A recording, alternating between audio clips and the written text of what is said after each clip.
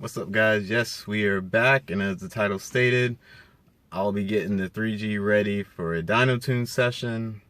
Right now I have two options. One is to tow the car 3 hours away and have a gentleman tune it, or I have a local guy who is 30 minutes away and I can have him tune it. So for the moment, I need to put the interior back together. I'm actually gonna mount some brackets for the windows so I can actually put those in and take them off when I go to the track. I am gonna do a little bit of the tuning myself. I have a little bit of experience in it, but with not being able to do street pulls because the car is caged, the car is not registered, it doesn't have an inspection, so I'm not gonna risk that. So having a shop and having a dyno is probably the best option for me. This might be a two-part video. So today I'll be going through the interior and trying to figure out how I want to mount it.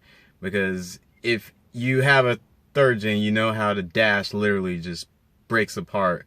And the second time I removed the dash, it went into pieces. So I'm not gonna run another dash for the moment because it's just the same thing's gonna happen over again. So there's no point of paying almost $100 for a dash and for it to break. So I'll just mount the speedometer, the gauges, and probably clean up the wiring so it looks kind of presentable. And that's it, let's get to it. Alright, so this is the interior. I kind of started cleaning it up before when I took out the dash the first time, but this right here, all these wires, this is what I'm gonna be cleaning up.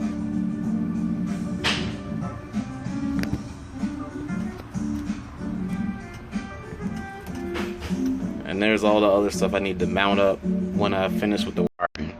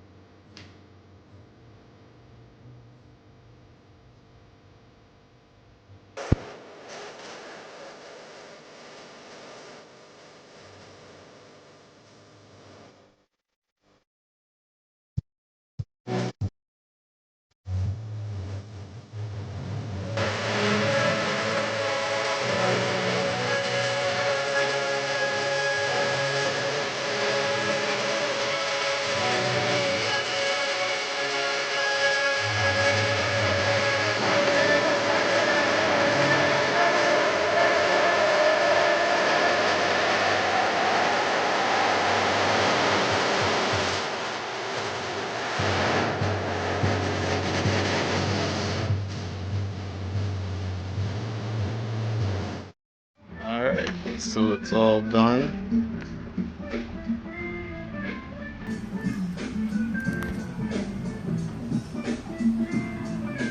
I left a few wires uncovered, but the stuff I used was from Summit Racing. It's just braided wire loom. I just bought a bunch of different sizes, they look great. Better than just wrapping everything with electrical tape. Alright, so I ran into a little dilemma. There's no mounts for my speedometer. This was the ideal place I was gonna put it, but there's no way to secure it. So I decided to take an exhaust hanger, mount it to the dash mount, and I'm gonna take this hole right here and we're just gonna secure it just like this. All I gotta do is drill these holes out really quick, make it a little bit bigger.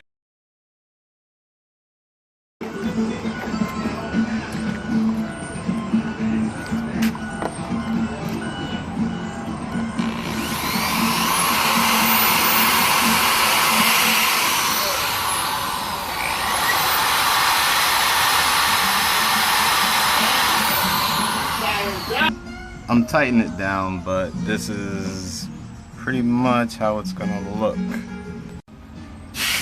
Alright, everything's mounted. I need to secure the gauges, but that's this general idea where they're gonna be. And then I'm gonna secure this as well for my voltmeter right there. Alright, next project.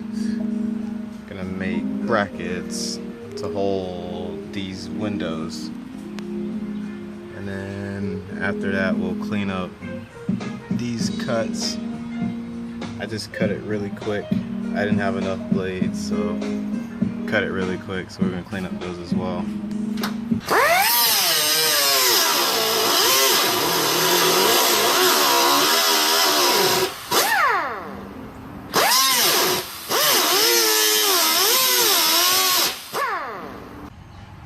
Alright, so I'm gonna be making brackets for the window.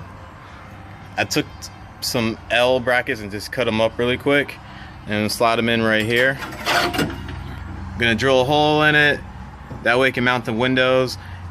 And this is just for transport, like or whenever it rains. This is not like a permanent thing, because I will be taking the windows out when I track the car. Alright, brackets done. It's not in perfect shape. You can kind of see a gap right there, but this would help prevent a lot of rain from getting in there. I can just tape over this part right here. These are the brackets, and just bolted them into the windows. And if I just wanted to take the window out, just remove it. Alright, so I was going to start sanding down these cuts, start cleaning them up. I got a rotary tool, I'm going to use this just to clean this up really quick. That way I won't cut myself on it.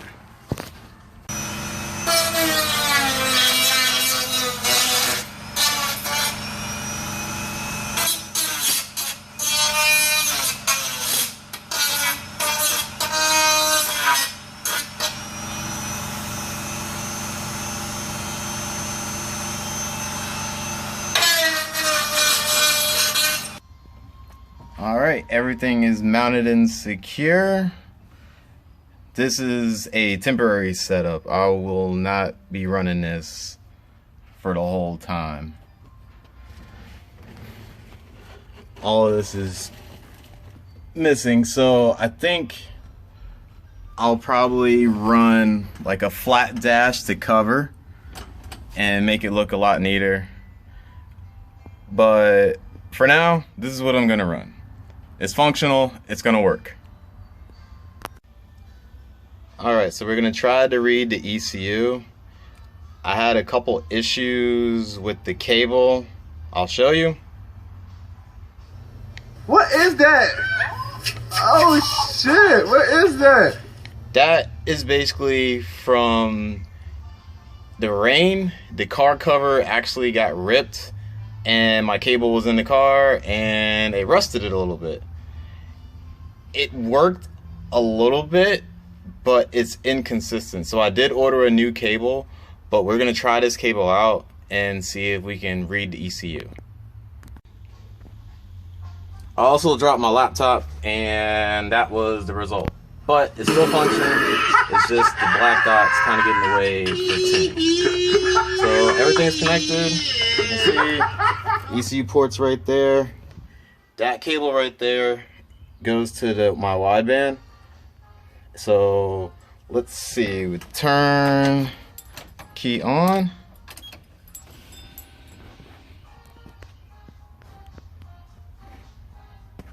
Alright, let's see if we can read from the ECU.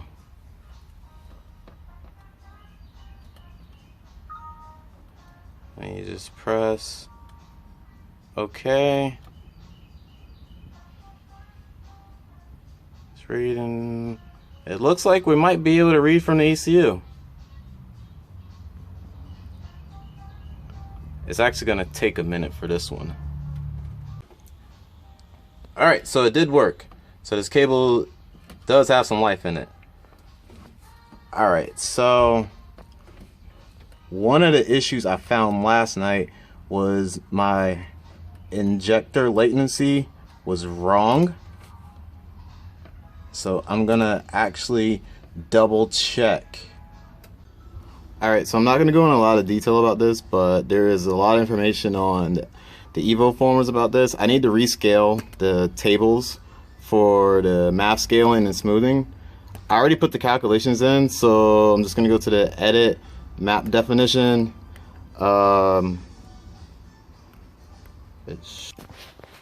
so the math scaling and math smoothing that I worked on last night is swapped over. I received a tune from the previous owner of the motor, but I made a couple of changes to the motor, so I figured I would start fresh on a new tune. So we're gonna go ahead and flash this over, start it up, and see how it goes. Alright, so everything is connected. You turn the car on, and we want to write to the ECU. And it's just going to give you a message that makes sure everything's connected, and it is going to write over the changes that I made. Alright, everything was successful. So now we are going to bring up EvoScan, the data logger, to get data back. And I'm going to start the car up. Everything is going to be logging. Let me make sure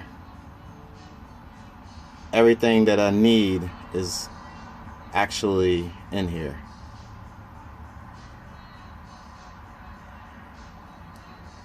Alright, it looks like everything is. I'm actually going to give it a test run really quick. I want to make sure my wideband's logging while I'm doing this. So you hit start logger. It's going to go through a sequence. Okay, everything connected, everything looks good. Okay, so this is what I wanted to look for. See the 14.8, 14.7? My data logger for my wideband should say the same thing as soon as it warms up.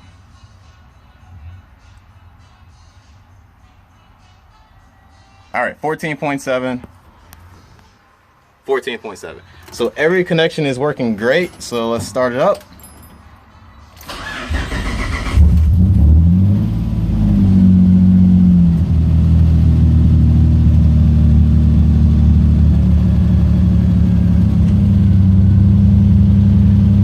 Alright, so the car is running. Now the fun part. We basically have to let it idle for 16 to 20 minutes. Let the fuel trims kick in, and then after that we'll stop it and we'll see where the fuel trims are.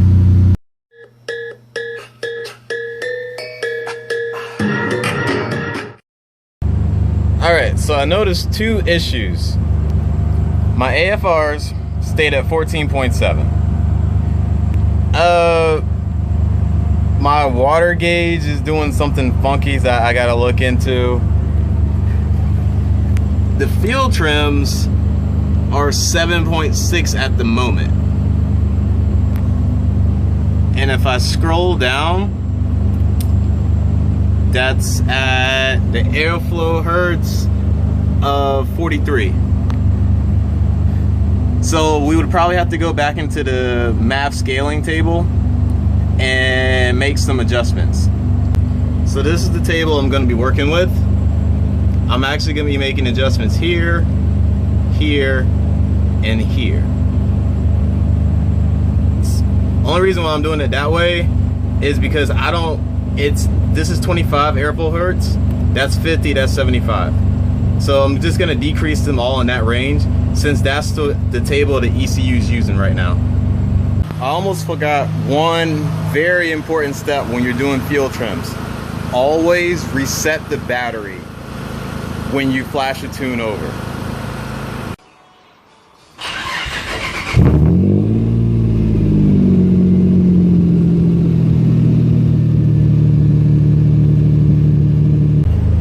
Alright, so we are negative 2.9, which is the range that we want to be in. So we're done. Alright, so since the fuel trims are done for the idle, the next would be cruise, which I can't do since you got to drive it on the road. That's where we're going to go to the dyno, but basically you would drive for 20 minutes at a constant speed, look at the data logs, and then make adjustments from there. Alright, so that's it for this week. Next week I'm going to order a new sensor For the wideband, because I'm pretty sure it's bad, that's like a sensor from 8 years ago, so it's probably bad. New spark plugs, new belts, check the fluids, probably just look over the car one more time, tighten all the bolts down, and that will be it. I'm gonna probably schedule a dyno tune appointment. From my standpoint, like, if anything else looks wrong with the car, I'll fix it, but if everything looks good, I'm gonna just schedule the dyno tune appointment, and then we can get this car tuned and get it on the road. If you guys have any questions, just hit me in the comments or message me. You can follow me on Instagram, tcroc30, and message me up there as well. But yeah, next week will be part 2, repairing the car in the dyno. So see you guys next week.